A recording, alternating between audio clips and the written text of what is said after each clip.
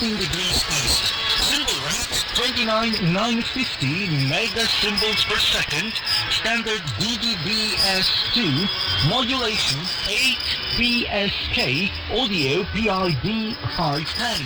We wish you good reception conditions.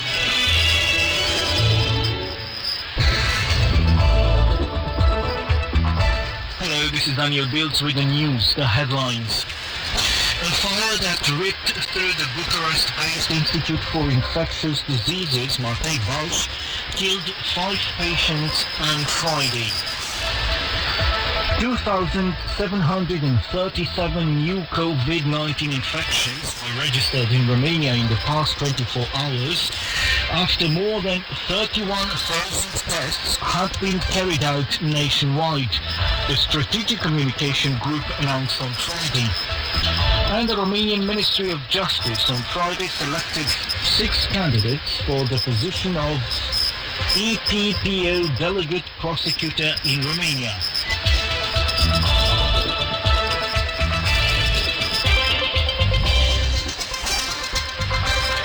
A fire that ripped through the Bucharest-based Institute for Infectious Diseases, Martei Balș, killed 5 patients on Friday.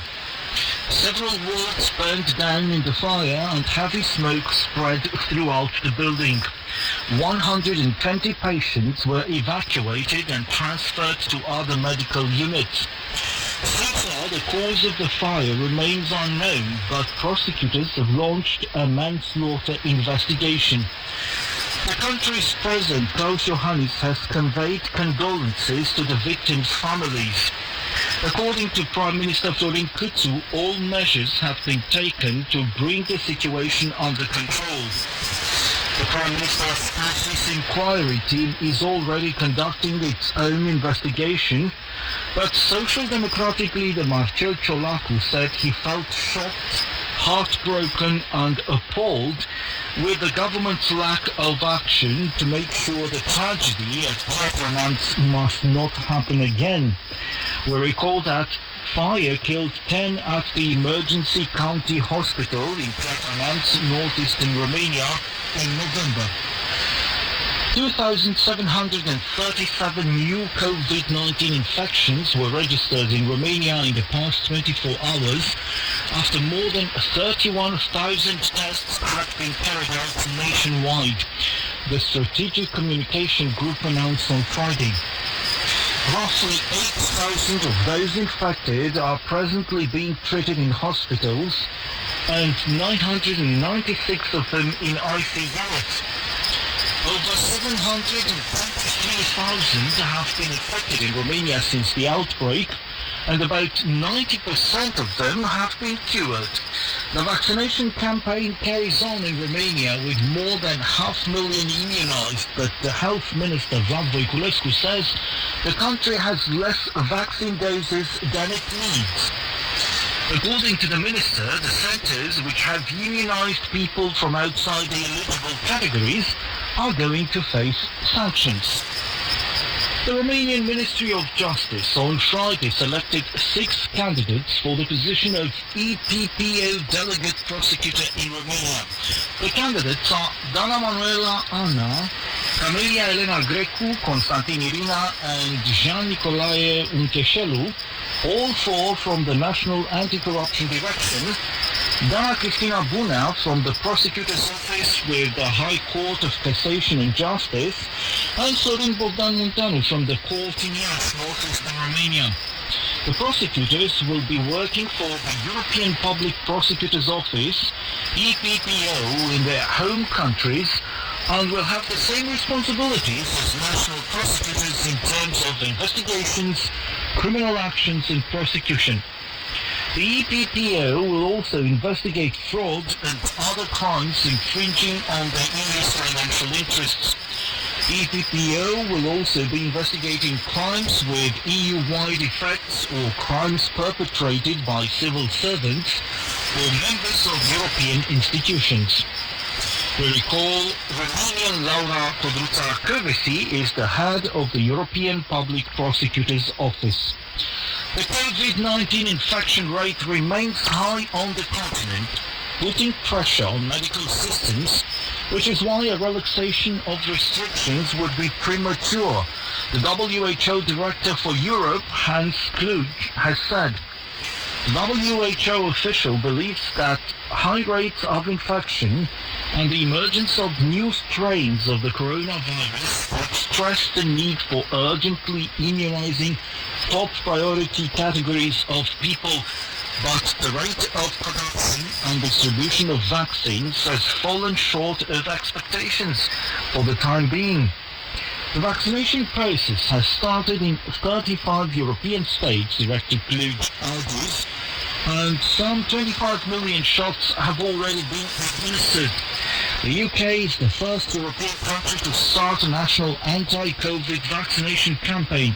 In other states, such as the Seychelles, Iceland or Cyprus, authorities announced they would renounce testing and quarantine for travellers who present an international vaccine certificate. Over 102 million infections have been reported globally since the start of the pandemic, and over 2.2 million people have died of the virus. The latest worldometers.info update reveals, and that was the news. A fire broke out on Friday in the country's most local infectious disease hospital, making victims among the patients. I'm Anna Maria Popescu with more in this report written by Stefan Stojka.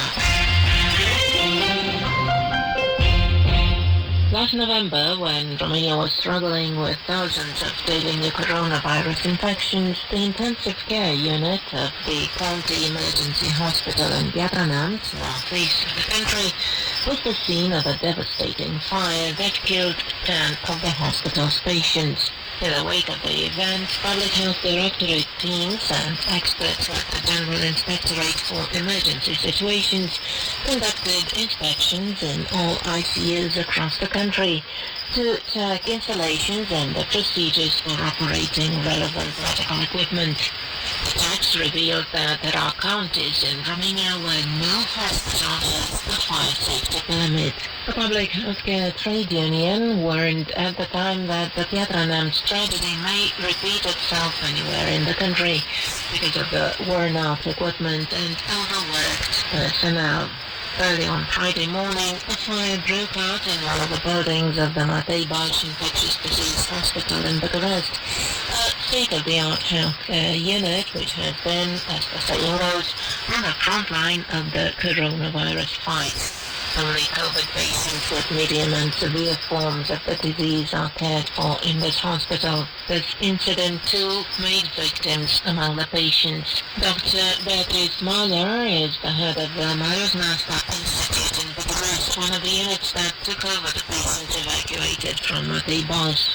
She told Radio Romania that investment in infrastructure are vital and must go as soon as possible. In turn, the Health Minister, Vlad Voiculescu, does not deny the need for radical changes in the public health system and for substantial investments. He says, however, the responsibility in such situations rests with the hospital manager. Vlad Voiculescu. Vorbim despre sisteme majore în sistemul de sănătate, avem nevoie. Before talking about major changes in the healthcare system, we need managers to do their job at each level. And yes, very often we do need funding, which may come from multiple sources. But more often than not, this is about the hospital management. We shouldn't get lost in general healthcare policy issues, because the fact is that a building does not catch fire because of the system, but rather because some rules have not been observed and some investments have not been made or have been made inadequately. The former manager of the Matei Balch Institute, Adrian Străinu-Tertel, currently a Social Democratic senator in opposition, vowed that the hospital has all permits in order. The building affected by the fire is an old one, but it had been revamped, including in terms of oxygen supplies, Străinu-Tertel explained. The mass media are looking back at similar incidents occurring in hospitals, and there have been rather many of them. One of the most devastating took place in August 2010 when a fire that broke out in the intensive care ward of a maternity hospital in Bucharest killed 5 newborns.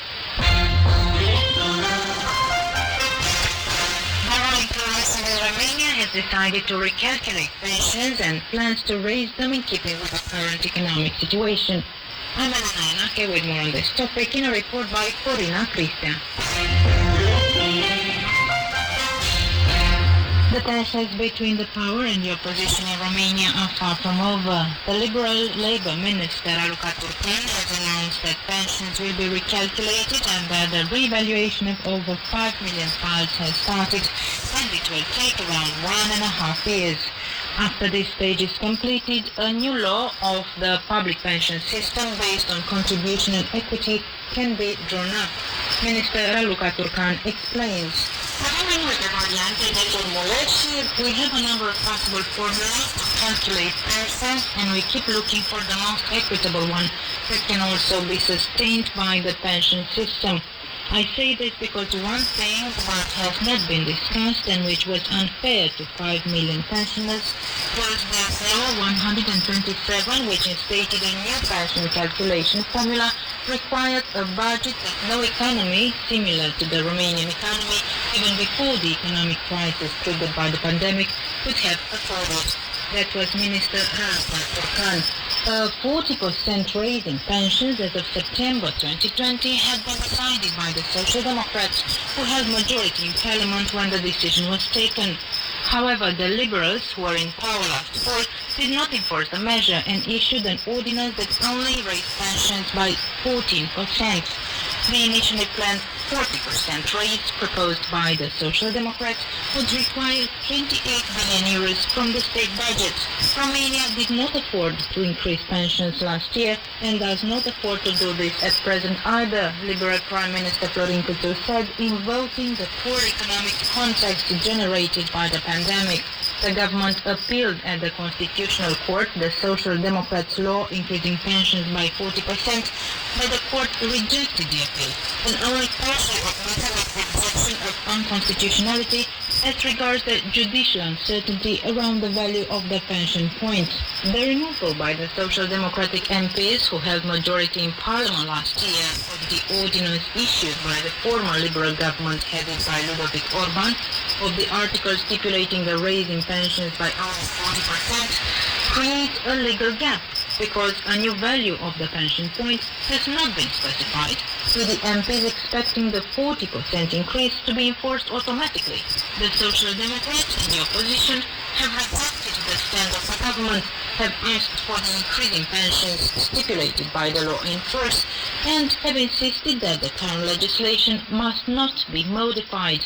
The latest recalculation of pensions took place in Romania in 2005-2010, when around 1 million pension files were analyzed. And that has been our newscast.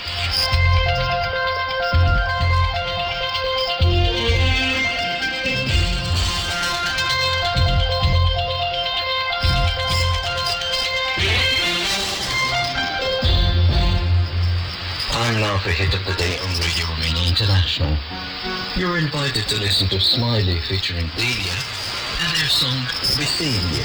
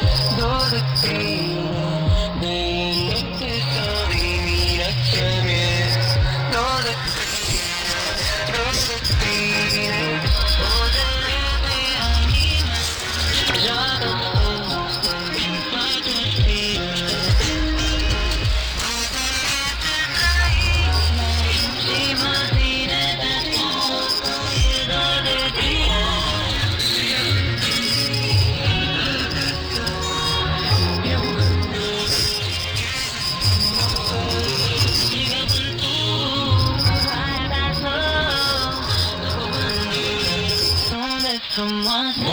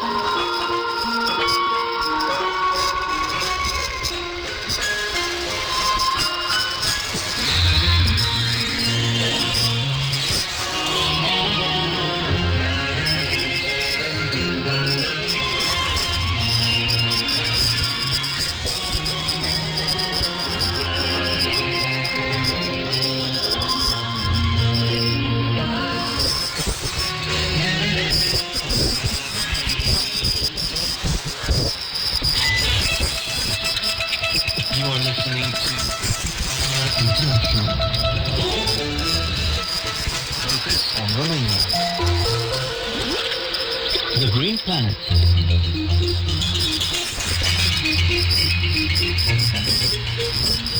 Welcome, I'm Colin Kotoy. The aurochs, the largest land mammal in Europe, which centuries ago roamed the entire continent, is now a protected animal, an endangered species. It can only be seen in a few reservations, and only in very few places in the wild. As of recently, one of these places is the Făgăraș Mountains area, Romania, where the Conservation Carpathia Foundation is running a program for returning to the wild the majestic herbivores, one of the historical symbols of Romania. Now it is known to people mostly from fairytales and historical tales, and has achieved an aura of legend as a beloved symbol. However, this effort to reintroduce them in the wild is not just about nostalgia. As we were told by Adrian Alda, fauna management biologist with Conservation Carpathia. Munții Făgărașului reprezintă o zonă încă în bună parte neafectată de... area is an area still largely unaffected by intervention. Right now, the only species that are still missing from the initial lineup are aurochs and beavers. Hence the idea of this life project, which is aimed at creating a wild area in the southeast of Făgăraș Mountains. We plan on setting up 3 areas to reintroduce the aurochs. So far we have implemented 2, and a third is in the works. We have already brought in an initial group of animals each. And for the duration of the project, we plan on bringing in about 5 exemplars each year. By the end of the project, we want to see at least 75 aurochs roaming free. The auroch is an umbrella species within the ecosystem because by its presence and intervention in nature, certain niches get created for other species. Take their feeding habits, for instance.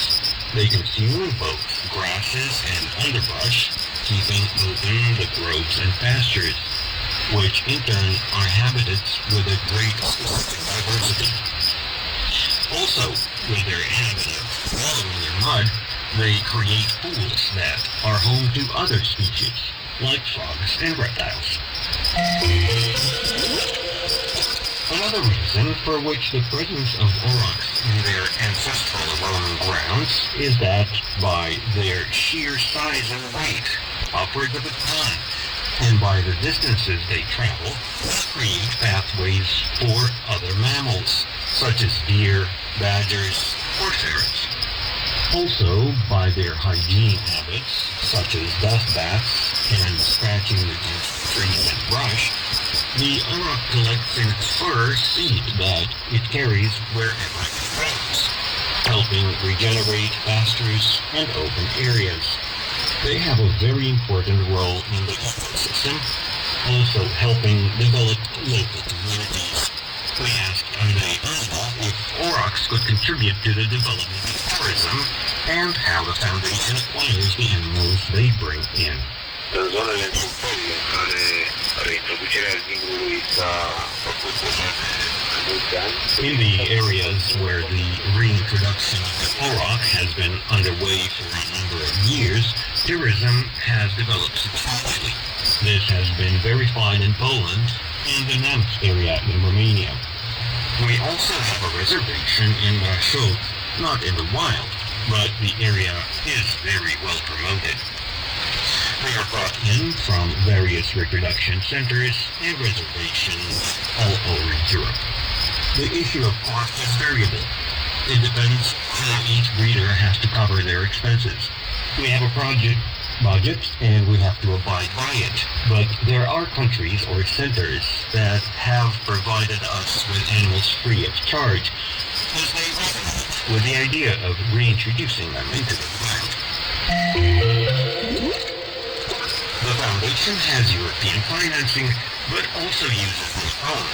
In terms of their interaction with people, the aurochs are not in immediate danger, but can become aggressive if they feel threatened, which is why tourists should keep their distance, should not attempt to take selfies with them or feed them, keeping a distance of at least 30 meters. At the same time, the animals can do damage while seeking feeding grounds if they get close to villages, pastures, or farmland.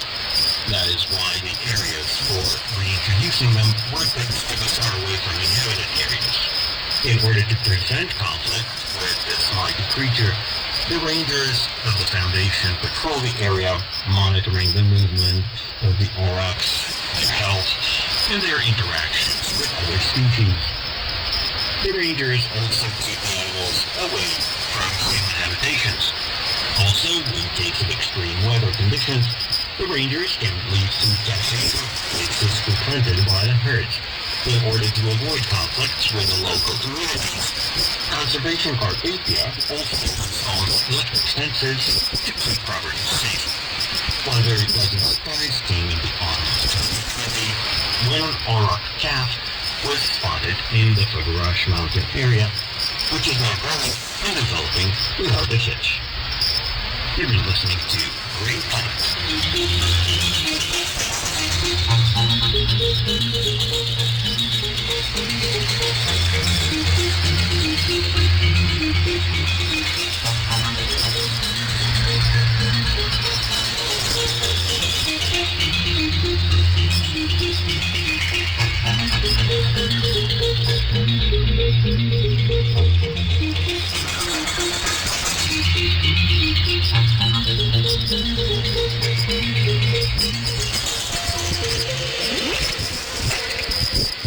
Next on Radio Romania International, broadcasting from Bucharest.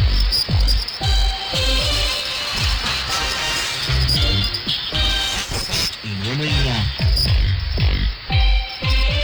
Welcome to Expat in Romania, I'm Olga Nasta. Social entrepreneur Emanuela Musa originates from Sardinia. He studied electronical engineering at the Turin Polytechnics and went on to pursue several European MA study programs in business management. He has professional experience in the field of innovation and startup consultancy. Emanuela Musa is also a co-author of several specialist books for crowdsourcing or finding financial resources in the field of social change. In 2013, jointly with his wife, a Romanian, Emanuela set up his own company specializing in business management consultancy. He has been living in Romania, in Bucharest actually, since 2014. He's fluent in Romanian, and Romania is like a second home to Emanuela. Emanuela Musa tells us how he arrived in Romania and what prompted him to settle in this country. Eu și soția mea lucram în Paris. Me and my wife had our jobs in Paris. The time came when we made up our minds and set up a social enterprise firm. It would have been a little bit more difficult for us to do that somewhere where we had no family, no relatives. And we said, why don't we move either to Sardinia, my native region in Italy, or to Romania, in Bucharest, the place she hails from. Our target was to be somewhere where we could have opportunities so that it could cover accommodation costs in Poland when we also had to invest in our firm, and it would have been a lot more difficult to do that in Paris. As soon as you give up your job and no longer get a good salary, Being able to cover living expenses and also invest in a firm, that would have been a lot more difficult. So we took the decision to relocate to Romania. Sardinia may be a fine option only if you want to be in the cheese or the cheddar making business. Being in Sardinia is something peripheral, even for Italy, and it would be strategic only if you work in the tourism industry. So we moved to Romania and began starting up that firm, and we set for ourselves the target of returning to France after a year. But I really liked the atmosphere we found there, and the people were very cosmopolitan, and the lifestyle we created once we set up our firm. So we practically fell in love with the lifestyle we were able to create, and with the fact that we had the freedom to develop a project that was very close to our souls. So Emanuela did stay in Bucharest.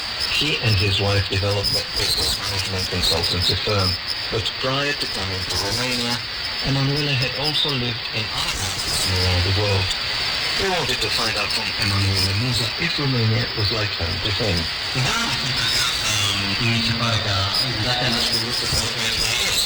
Like home to me. It seems to me that if I had not opted for living here, I wouldn't have learned the language and I wouldn't have integrated that well. So that's right, it feels like home to me. I lived in many countries and Romania is home, just like France is home, just like England and Belgium and Brazil are like home to me. In any of these countries, it seems that I had left something of myself and I took something of that country back with me. And that is what I did with Romania. Now Romania has become the country where I have lived most of my life after Italy. 7 years have passed since Emanuela has been living in Bucharest. He is surrounded by friends, Romanians, but also foreign, and the lifestyle here is what really got me. The people and their quality, that is what prompted Emanuela to settle in our country. And that was Expat in Romania. Next in this program, sports. Welcome to Sports Weekend. I'm Eugen Nasta. No time off for Romanian football these days. The week's 4 matches being played, counting towards League One's 19th round, while 20th round matches will kick-start at the weekend. On Tuesday, Viitorul Constanța drew against Șepcescu Gheorghe 3-0. The match between FC Voluntar against Universitatea Craiova also ended in draw 1-1, while a blank draw was the result of the match between FC Ardeș against FCSB. On Wednesday, Academica grabbed a 2-1 home win against FC Botoșani. UTA Arad secured an away win against Poliaș, also 2-1, while also 2-1 was the score of the match between Dinamo Bucharest against Gazmetan Mediaș. On Thursday, 19th round, lost to GameStop FC Hermannstad Sibiu facing India Târgoviște and CH Cluj taking on Astra Giurgiu. Both fixtures ended 1-1. Matches counting towards League One's 20th round are scheduled for the weekend. On Friday, Universitatea Craiova face FC Argeș. On Saturday, Gazmetan Mediaș play a home game against Academica Clinceni. Șepcescu Gheorghe face FC Voluntar, also on home turf, while top of the table team FCSB take on bottom of the table Politehnica Iași. On Sunday, FC Botoșani play a home game against FC Hermannstad. In Giurgiu in the south, the local side Astra face Viitorul Constanța, while UTA Arad takes on Dinamo Bucharest, also on home turf. On Monday, India Târgoviște are pitted against CH Cluj. FCSB are still the leader of the as it stands table with 42 points, while CH Cluj are the other with 39. No Romanian women's handball team will play their fixture in the Champions League's 9th round this coming weekend, since CSM Bucharest Group A game against German opponents Bietigheim, scheduled on Saturday, January the 30th, was postponed because of the COVID-19 infections reported for the German side. No date has so far been officially set for the game. And that's all from sports. You can also access our sports items at rri.io and on Facebook.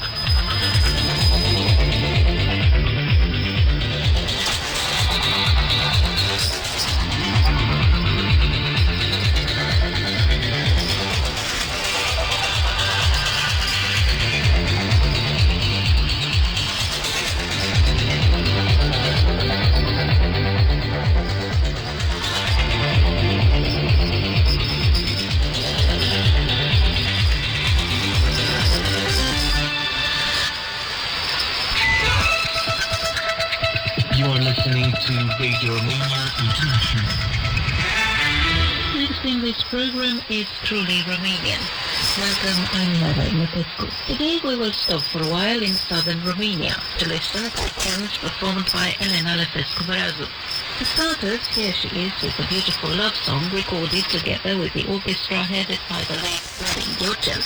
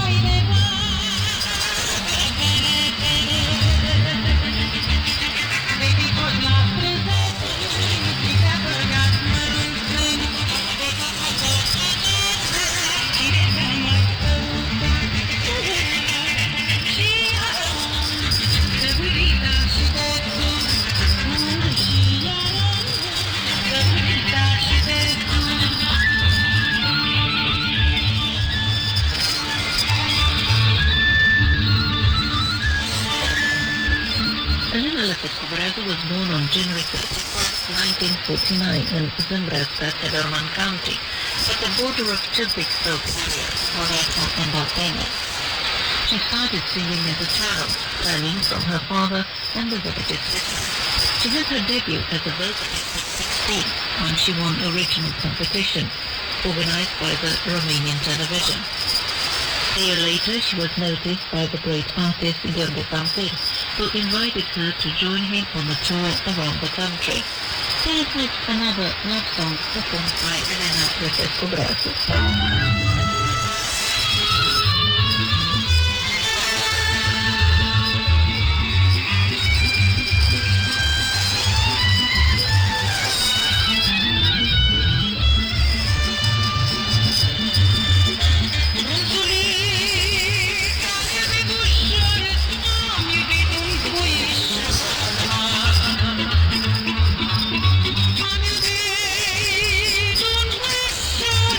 Similar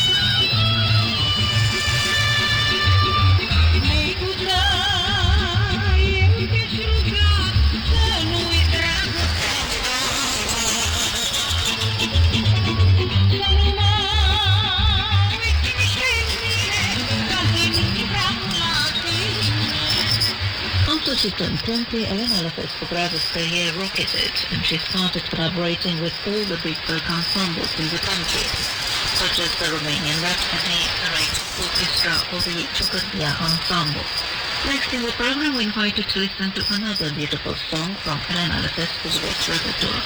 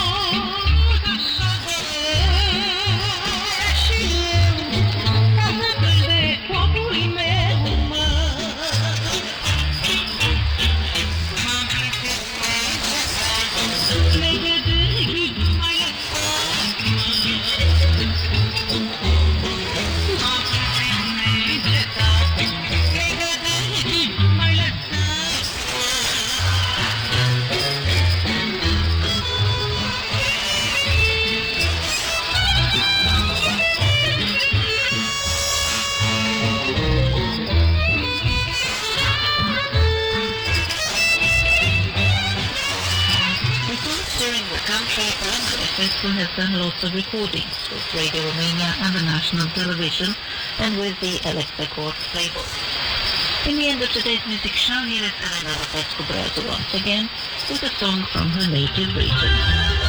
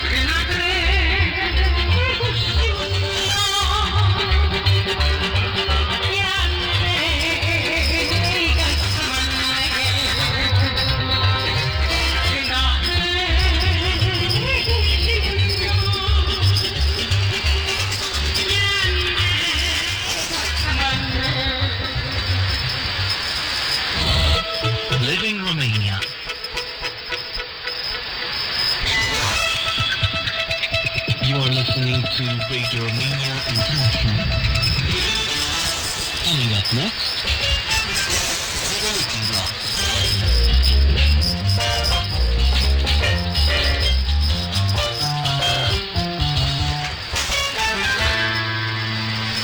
Welcome to a new edition of Through the Looking Glass. I'm your host, Adana Enake. Today we will take a look at the main decisions taken recently at EU level. So stay tuned.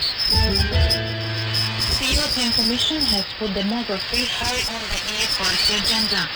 The Commission's June 2020 report on the impact of demographic change showed that in the last 50 years, life expectancy at birth has increased by about 10 years for both men and women. The Green Paper on Aging, presented on January 27, is the first outcome of this report.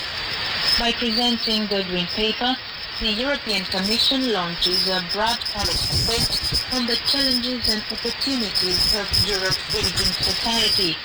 It sets out the impact of this pronounced demographic trend across the European economy and society, and invites the public to express their views on how to respond to this in a public consultation which will run for 12 weeks. SAITAMA, President for Democracy and Demography, said, "The fact that we are living longer, healthier lives than the generations before shows the success and strength of our social market economy. But it also presents new challenges and offers opportunities which we need to consider." This Green Paper will launch a discussion on tackling the full potential of an aging population, the drivers for innovation, which we present, and the policy responses required. That was Dubravka Suica. The Green Paper frames the debate on aging by setting out the scope and scale of the demographic changes in our society, as well as the impact this has across policies and the questions we need to ask ourselves in response. This covers everything from promoting healthy lifestyles and lifelong learning to strengthening health and care systems to cater for the population.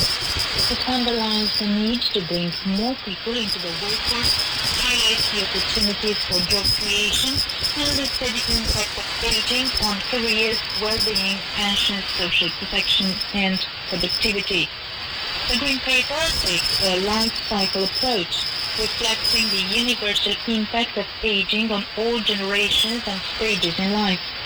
In doing so, it highlights the importance of striking the right balance between sustainable solutions for the welfare systems and strengthening intergenerational solidarity. Over the coming decades, the number of older people in the EU will increase. Today, 20% of the population is above 65, and by 2070 it is projected to be 30%. Meanwhile, the share of people above 80 is expected to more than double, reaching 13% by 2070. Similarly, the number of people potentially in need of long-term care is expected to increase from 19.5 million in 2016 to 23.6 million in 2030 and 30.5 million in 2050.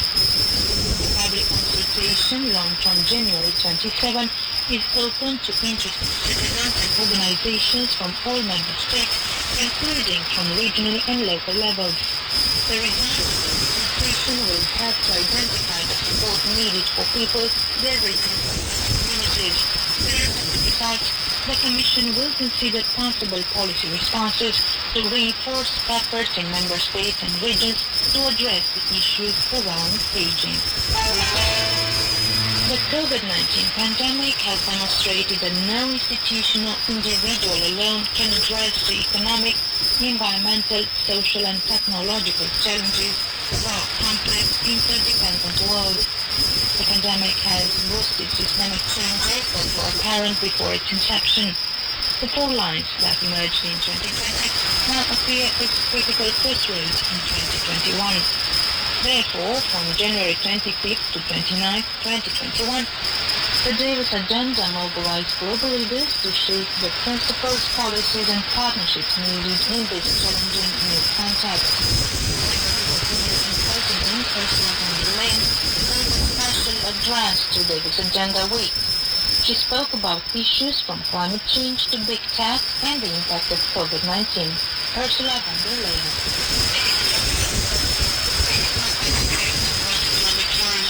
She knows about the major trends in our society. We updated what is keeping us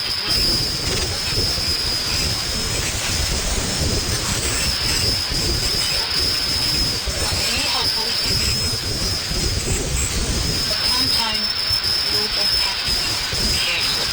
And this year, the World Economic Forum is once again asking the right questions with your initiative. We must learn from this crisis. We have to change the way we live and do business to be able to keep what we value and hold dear.